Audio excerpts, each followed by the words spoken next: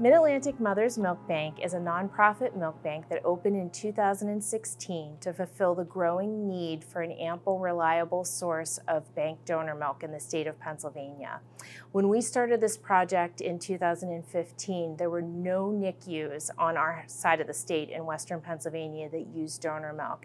And overall in the state, the use was about 37% for the most vulnerable babies.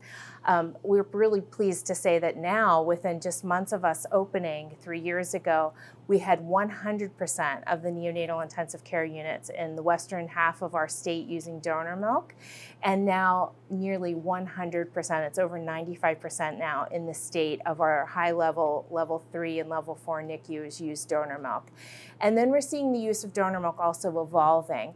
We're seeing the hospitals are finding that they're getting better feeding tolerance, that they are seeing lots of great things happening in their NICUs as far as breastfeeding support. They're seeing the rates of serious complications going down.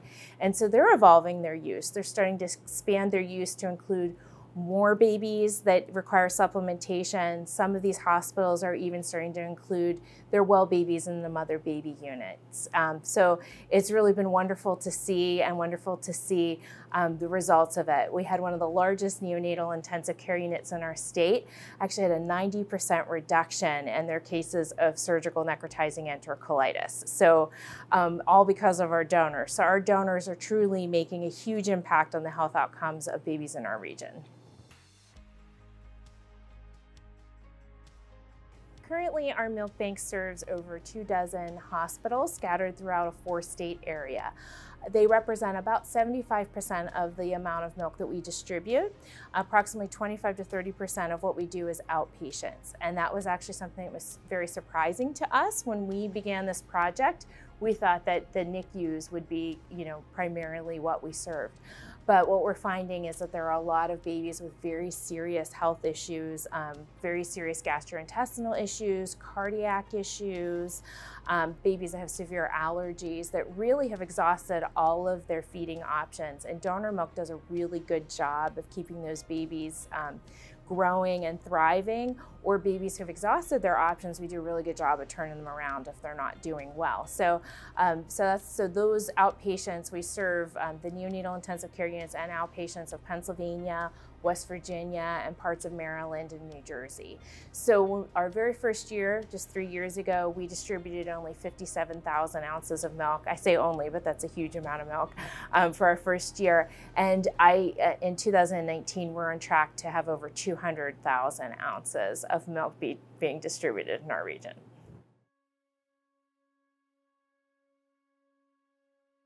We get a lot of feedback from our hospitals. Our milk bank is very committed to having an open dialogue and a relationship with the facilities that we serve. Our board of directors and medical advisory board is made up a lot of the clinicians from the hospitals that we serve. So we're constantly hearing about their needs, and time again, the number one thing that the hospitals asked for would be to have nutrient analysis, because they're really blindly fortifying infants. And so what the nutritional analysis allows us to do is to be able to make sure that our milk is reaching certain nutritional targets and allows for more standardization on our part, and also gives those hospitals vital information that they can use in order to get the type of growth that they want for the babies that they serve. So it's an excellent tool, and it's really opened up a lot of possibilities for us, and allows us to do a lot more in our milk lab.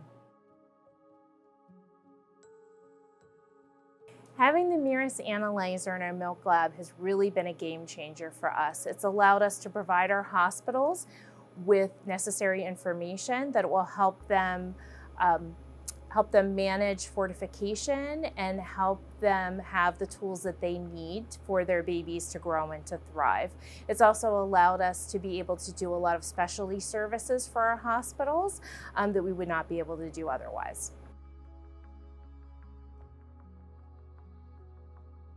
Now that we have data, I can take a sample of each individual donor mom when she first drops off her milk and get a feel for what kind of profile she has in the deposit that she's bringing me. And then I can pool that with a mother who maybe has something a little bit different. So if I have a mother who's very, very high in calorie and a mother whose milk is very, very low in calorie, I can pool those together to try to leverage some of those or even off some of those differences that you see in terms of nutrient. And that really has helped us to not have too many batches that are extraordinarily low or too many batches that are extraordinarily high. And what we hope to be able to do eventually is to leverage not only the differences in calories, but we would really like to target protein. There's some variation, not as much variation, but there is some that we are hoping to be able to, by pooling together moms that have a particularly like really high protein, maybe we can make a product that's higher in protein such that when it gets to the NICU, they would have to use less of the fortifiers. At our milk bank, we're able to offer our hospitals a variety of specialty products. These are services that we were not even on our radar before we opened the milk bank, and really came about because of special requests from our facilities. As I mentioned before, we have an open dialogue between our community hospitals and the milk bank, and our attitude here is if you have a request, we're going to figure out if there's some way that we can fulfill it. So one type of specialty service we do is that we defat milk. Early on and after we opened, one of our hospitals approached us about being able to defat milk for babies that have specific cardiac complications. Babies that undergo cardiac surgery for repairs of congenital heart malformations sometimes will develop a complication called a chylothorax. And basically that is a disruption of the lymphatic system, and it creates a situation where fatty fluid accumulates in the chest cavity, which can be very damaging to organs. So for several weeks, as that complication heals and resolves, babies need milk that is defatted, that is skimmed. So ideally, there would be mother's own milk. And so in the hospital, that's done where the milk is refrigerated, the cream rises to the top, and it's just mechanically skimmed. If mother's milk is unavailable, there's very few options for these babies. And of course, keeping those babies on an all human milk diet will decrease their risk for complications and are much, much better for them. So we got that call from one of the hospitals. I asked our operations director, do you think this is feasible?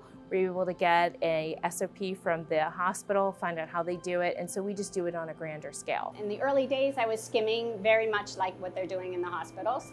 But now that I have the analyzer, I've actually developed a 2-day method that has allowed for much better skimming and much better fat samples that I'm collecting. So the part of the byproduct of skimming is this cream product that we're able to pasteurize and bottle separately. And the hospitals are actually really happy to be using this now because it's a great source of calories, fat calories, for babies that really just need a little boost, a little more calorie in their diet. One of the most important considerations for us as we started looking at using an analyzer was accuracy. And for us, having FDA approval was just a huge deal, because that amount of scrutiny that an instrument would need to go through, a company would need to go through to be able to have that approval of the FDA is just huge. It speaks volumes to the instrument, to the accuracy of it, to the quality of the product. And so it really gave us all the assurances that we need, because for these babies that we serve, they're some of the smallest, most premature babies. And so we need to get it right. We knew that if we were going to analyze, we had to do it right. So we've been using the Mirus analyzer in our lab for a little over 6 months now. And we are absolutely thrilled, first of all, with its ease of use. It's the repeatability we're finding is very, very spot on. And it's something that we are using every week. We analyze every pool that we do, not necessarily every batch, but every pool. And we are using that information to label or at least send the information to the hospitals, to the recipient hospitals. We've gotten great feedback because there is a decent amount of variability with donor milk. variability between moms and then variability even between pools, it's important that you have that information for each individual pool, because it can really change. It was very surprising to me when I first started using it, how much variability there really is. So it's important for the hospitals to be able to use that information and fortify appropriately. You know, they've been working under the assumption that it's roughly 20 calories per ounce, or it's about 1 gram per deciliter of protein. But we're finding that there's variability there, and it's important when you're feeding these little micro preemies that are only getting, you know, tiny little bits. Every calorie counts.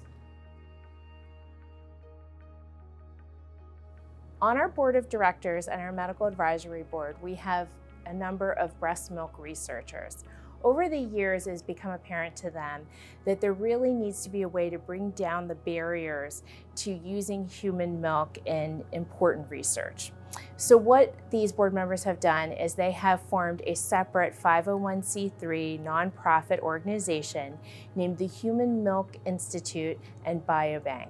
We're really excited about the project and that it will be a reliable, diverse source of samples of human milk. And these samples will be properly prepped and properly stored to allow for very high level research. So this is something that is currently in the works, and it will be launched very soon.